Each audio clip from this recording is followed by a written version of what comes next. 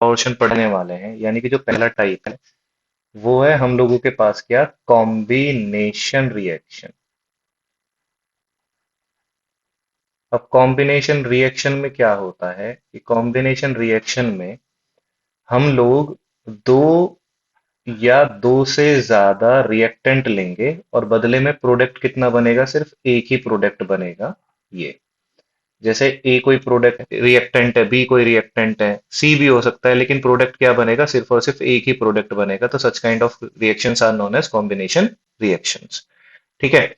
अब उसी में ही ये एक्टिविटी दे रखी है बुक में, तो एक्टिविटी नंबर 1.4, इसमें क्या है कि इसमें ये बोला गया है कि take a small amount of calcium oxide और क्विकलाइम इन अ बीकर। तो कैल्शियम ऑक्साइड का जो दूसरा नाम है होता है वो है क्विकलाइम, और कैल्शियम ऑक्साइड का जो फॉर्मूला रहेगा वो रहेगा CaO। Slowly add water to this, इसमें हम धीरे धीरे पानी को ऐड करते हैं। फिर बीकर को देखो, टच करने पर तुम्हें क्या फील होता है, क्या उसके टेम्परेचर में कोई चेंज है या नहीं है। तो देखो हम इसे लिखेंगे कैसे।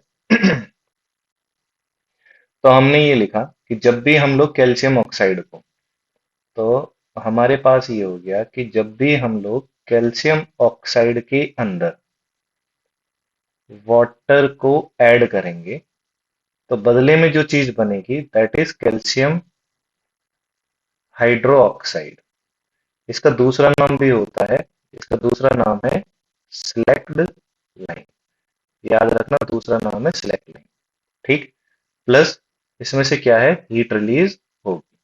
अब जिस भी इक्वेशन में से हीट रिलीज हो जाए, या जिस रिएक्शन में से हीट रिलीज हो जाए, तो उसको हम लोग क्या बोलते हैं, such kind of reactions are known as exothermic reaction.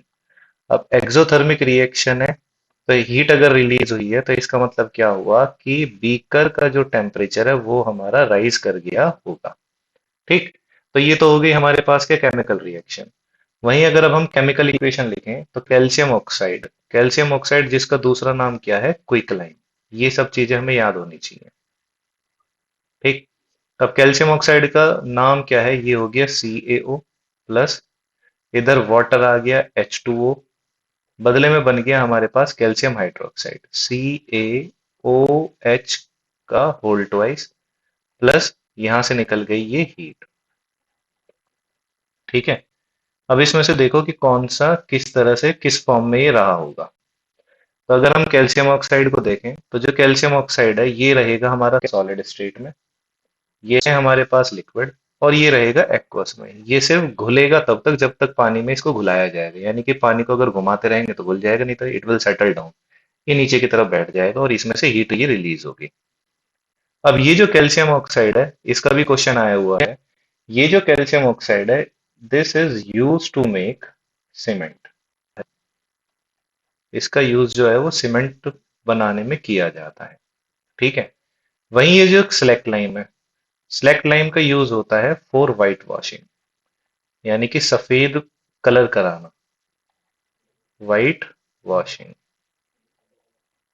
और वाइट वॉशिंग कहाँ करनी है, वाइट वॉशिंग करनी है ये दीवारों पर, यानी दीवारों पर जो सफेद कलर कराया जाता है ना शुरुआत में, तो उसके लिए जो यूज करते हैं वो सिलेक्ट लाइम। अब सिलेक्ट लाइम बनेगा किससे, ये बनेगा हमारा कैल्शियम ऑक्साइड से।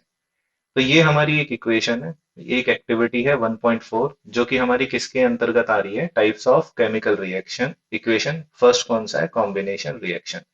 कॉम्बिनेशन रिएक्शन में क्या होता है कि व्हेन टू और मोर reactant reacts with each other, जब वो रिएक्ट करेंगे with each other, they will form only one product, वो सिर्फ एक ही प्रोडक्ट को ही फॉर्मेशन करेंगे।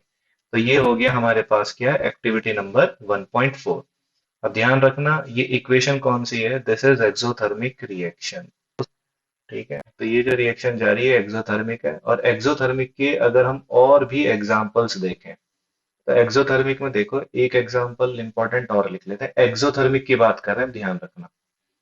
एक्सोथर्मिक में हमने क्या करा कि हम लोग बर्न कर रहे हैं, तो हमने लिखा बर्निंग ऑफ नेचुरल गैस।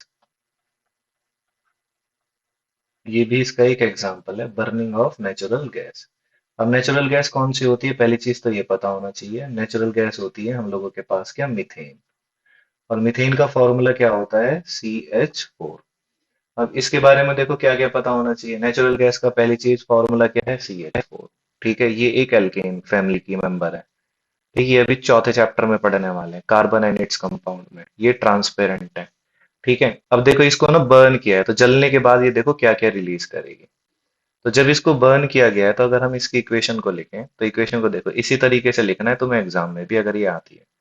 तो ये तो हो गया CH4, जो कि क्या है, एक गैस है, प्लस, और ये हो गया O2 गैस, जिसकी प्रेजेंस में इसे बर्न किया जाएगा। तो बदले में देखो बनेगा क्या, एक तो जब भी इसको बर्न करेंगे तो कार्बन डाइऑक्साइड गैस रिलीज होगी, दूसरा इसमें से कुछ वाटर वेपर्स जो है वो भी निकल जाएंगे। तो ये भी गैसियस फॉर्म में आ गया। इनको तुम्हें क्या करना है, बैलेंस करना है। तो डायरेक्ट मैं बैलेंस कर देता हूँ, यहाँ पे लिख देंगे हम लोग 2, और इधर भी लिख देंगे 2।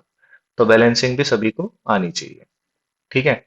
इसके अलावा अगर एक्सोथर्मिक का एक और एग्जांपल देखें, तो एक्सोथर्मिक में एक क्वेश्चन भी पूछा जाता है कि भाई जो रेस्पिरेशन प्रोसेस है, ठीक है, जो कि तुम लोग बायो में पढ़ने वाले हो, तो जो रेस्पिरेशन प्रोसेस है, हमने लिखा कि respiration process is also an exothermic reaction. वो एक एक्सोथर्मिक रिएक्शन है, यानी या एक एक्सोथर्मिक वो प्रोसेस है। कौन है, ये भी ध्यान रखना। ये रहेगा तुम्हारा रेस्पिरेशन प्रोसेस। अब देखो रेस्पिरेशन प्रोसेस में होता क्या है, अगर हम आगे की तरफ बात करें, तो जो रेस्पिरेशन प्रोसेस है, अगर हम इसको सिंपली थोड़ा सा डिफरेंशिएट करें, किससे, ब्रीदिंग से, यानी सांस लेने से। तो सांस लेने में हो क्या रहा है कि तुम लोग O2 को ले रहे हो, इनहेल कर रहे हो, और एक्सहेल किसे कर रहे हो, बाहर निकाल रहे हो CO2 का। तो दिस प्रोसेस इज नोन है, यानी सांस लेना सांस छोड़ना, this is known as breathing. लेकिन जब इस O2 का यूज, यूटिलाइजेशन किया जाए, किसके लिए, डाइजेशन के लिए, ठीक है, तो ये जो प्रोसेस है, this process is known as respiration. अब रेस्पिरेशन में क्या होता है कि रेस्पिरेशन के दौरान देखो हमें लिखना क्या है, ये होता है कि जो डाइजेशन ऑफ फूड होता है, हमने ये लिखा, ध्यान से सुन लेना है, कि हम ये लिख रहे हैं कि ड्यूरिंग द डाइजेशन ऑफ, और एग्जाम में भी ऐसे ही हमें आंसर को लिखना है। तो हमने लिखा during the digestion of food. ठीक, during the digestion of food it is broken down, ये टूट जाता है। ठीक है, तो it is broken into simpler, ये कुछ सिंपलर सब्सटेंसेस में ब्रोक हो जाता है, टूट जाता है। जैसे अगर इसका कोई एग्जाम्पल देखें, तो एग्जाम्पल में देखो हमने लिखा राइस, यानी कि जो चावल है। इसके अलावा हमने लिखा पोटैटोज, यानी जो आलू है। या इसके अलावा हमने लिखा जो ब्रेड है। ये क्या करते हैं, ये कंटेन करते हैं, हमने लिखा कंटेन कार्बोहाइड्रेट्स। तो इनके अंदर जो है कार्बोहाइड्रेट्स होते हैं। ठीक है। अब यही जो कार्बोहाइड्रेट्स हैं, these carbohydrates are broken down, ये टूटेंगे। ठीक है, जैसे देखो किस में टूट जाएंगे, ब्रोकन डाउन। अब ये बनाएंगे क्या, ये भी हमें पढ़ना है जब बायो पढ़ेंगे। तो टू फॉर्म ग्लूकोज, ग्लूकोज बनाने के लिए ये क्या है, ये चीज हमारी ब्रोक डाउन हो जाएगी। अब ये जो ग्लूकोज है, ये जो ग्लूकोज रहेगी, ये ग्लूकोज क्या करती है, this glucose combines with oxygen, combines with oxygen present in cells, जो सेल्स में ऑक्सीजन होती है, प्रेजेंट इन सेल्स। ठीक है, तब जाके ये क्या करेगी, ये एनर्जी को रिलीज करेगी।